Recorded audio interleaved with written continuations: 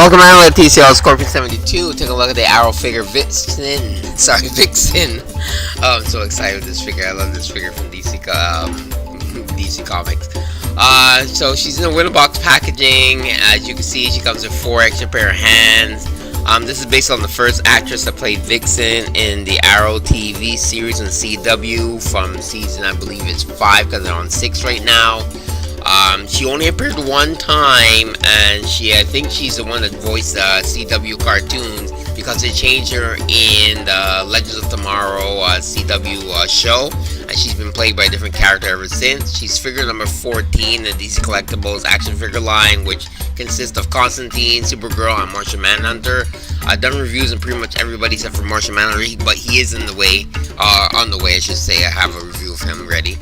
As I said, 4 hands is very simple. You just pull them out, put them back in, as well as, all the DC Collectibles figures. The thing is, I noticed that with the mold here, I see a little red, so I don't know paint it over the red of the plastic to give her that brown and black look, but underneath they miss a few spots, and it's very predominant when you see the red, as well as the totem that she carries, which is very, very important to her. It seems to just be a painted piece of gold, like piece of plastic, which I thought they would put a little bit more emphasis and sculpting to that.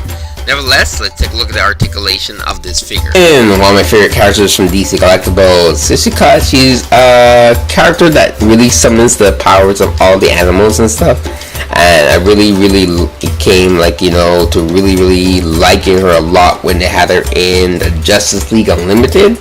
So that was really cool. So she ended up being an Arrow and then being a member of the Legends of Tomorrow.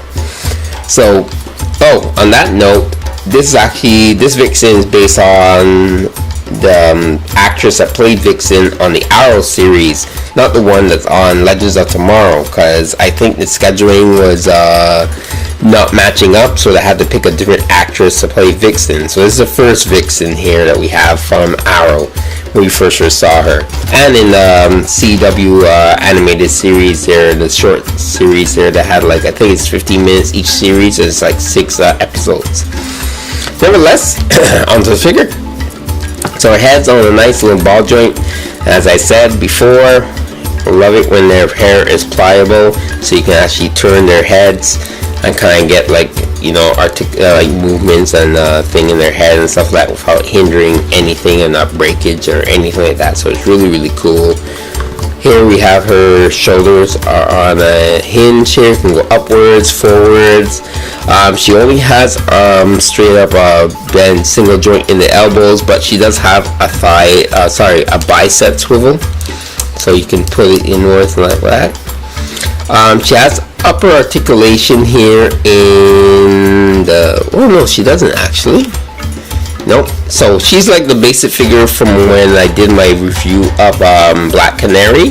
So what they're doing is using the same buck with Supergirl and her, where there's no articulation where I thought there would be in the chest area, or there's no ab crunch either, which is too bad, seeing as this characters are really articulated and agile fighter. It's too bad that they don't have that with her. So there's no articulation here whatsoever in the main body. They can go outward, but not too much, which is another bummer, because the sculpting here of the figure and the base, it hinders her from lifting up her leg and kicking up her leg any higher than this.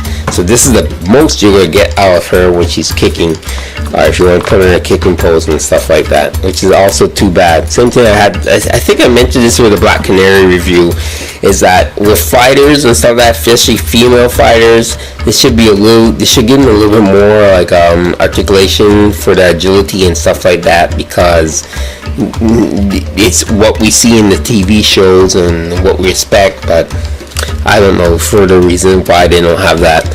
So leg can go outwards. You got double jointed knees, and there's no swivel in the thigh, and there's no swivel in the boot, and you just have single joint in the ankle. So again, nicely sculpted figure, but those little extra articulation points would make this a really great figure, and it's too bad that she follows in the same line of Black Canary and Supergirl, where they did not put that little extra for these top rated DC female figures. So there you have it. Here's a look at my other Vixen figures that I have here. The one on the left is from Rex Baja, who's on Facebook. He does amazing customs and stuff. This is from a few years back. And the one on the right is from DC Collectibles, at DC Direct at the time. I can't really remember. And she's the first time the DC Collectibles are directed a figure of Vixen ever. So this is kind of like the second figure that they ever done. Other than the articulation, both the articulations were both on pretty much the same, except for the double knees and the new Vixen. This is a figure that you want to have in your collection. I do recommend it, only due to the fact that it's part of the DCTV series line, and just to have them complete. The Vixen I'm really looking for is this one here from Mattel. Should be out this spring. It's first time Mattel is doing a Vixen figure, and it looks really phenomenal. And I can't wait to have her in hand. Of course, I'll do a review of her and put them all together in a nice little picture montage. So as I mentioned, she looks really good with the rest of the crew from the TV series. So if you want to add her or get her collection, I do recommend it. Other than that, don't expect much articulation from her. It's just a shame they didn't add an upper articulation, or at least a twist or something. Nevertheless, has there been a review of Vixen